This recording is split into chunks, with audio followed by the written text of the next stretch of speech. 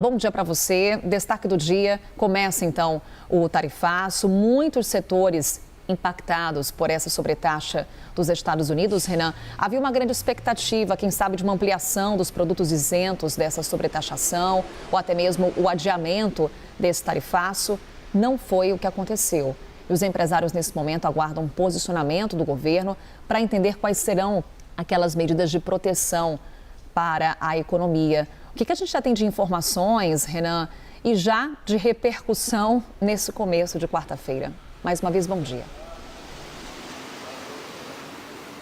Tudo bem, Carol? Ótimo dia para você, uma boa quarta-feira para todos. Nós, jornalistas agora, acho que a imprensa inteira brasileira, estamos tentando entender o movimento, conversando com várias fontes ligadas ao comércio, empresários, muita gente do setor produtivo aqui no Brasil que, de fato, a partir de hoje começa a ser impactado diretamente. A gente está falando aí de alguns dias de muitas tentativas, tratativas, algumas discussões travadas, enfim.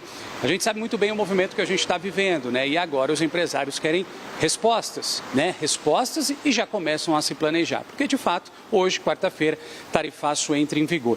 Antes de mais nada, eu acho que é legal a gente trazer um resumo, Carol, trazer um resumo sobre o que é o tarifaço e o porquê que essas medidas elas foram impostas, né? A gente lembra muito bem que Donald Trump disse que esse tarifaço, essas taxações, né, que foram impostas não somente ao Brasil, aquelas cartinhas que foram enviadas, se trata de um momento de emergência nacional. Quando ele olha especificamente para o Brasil, ele disse que as nossas políticas e ações, pelo menos esse é o comentário do republicano, são incomuns e extraordinárias por parte do governo brasileiro. E aí, no entendimento do governo norte-americano, muitas dessas ações comerciais, né, acabam prejudicando as empresas norte-americanas, o direito, inclusive, que ele menciona da liberdade de expressão dos cidadãos, política externa da economia.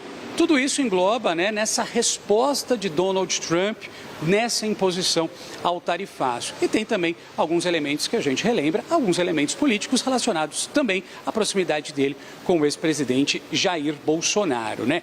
É claro, você me perguntou com relação às preocupações. A primeira preocupação que eu acho que vale a gente destacar é com relação aos empresários que já tinham produtos no meio do caminho, já tinham saído, né, aqui do Brasil, estavam em trânsito e como chegariam lá nos Estados Unidos. Então o governo norte-americano disse, olha, se chegarem a tempo antes da data, esses produtos que já estão em trânsito não serão taxados, né? Então essa era a primeira grande preocupação de boa parte dos empresários brasileiros que já tinham cargas, já tinham muitos pedidos, contratos, né, a serem firmados e deveriam ser executados, muitos deles em trânsito. Então esse era um ponto. Se chegar essa carga antes da data, antes dessa quarta-feira, não vão ser taxados, né? Porém o decreto indicou, né, que se o produto também tivesse numa fase final desse translado, ou seja, mesmo aqui no Brasil ainda, já tivesse com a documentação, aguardando somente, um exemplo, entrar no container e ser despachado para os Estados Unidos,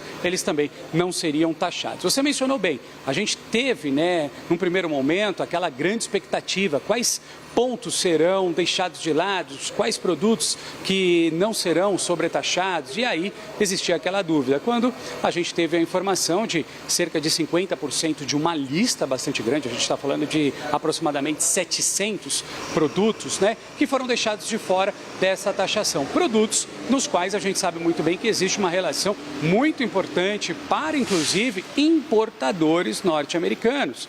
A gente está falando do suco de laranja, cerca de 90% do suco de laranja brasileiro tem como foco principal a economia norte-americana, né? Então a gente tem esse cálculo que foi baseado aí pelo Ministério do Desenvolvimento e, claro, agora a gente precisa entender essa quarta-feira, precisa entender Bolsa de Valores, precisa entender as falas que virão a partir de então do próprio governo brasileiro e possivelmente, porventura, falas também que virão do governo norte-americano.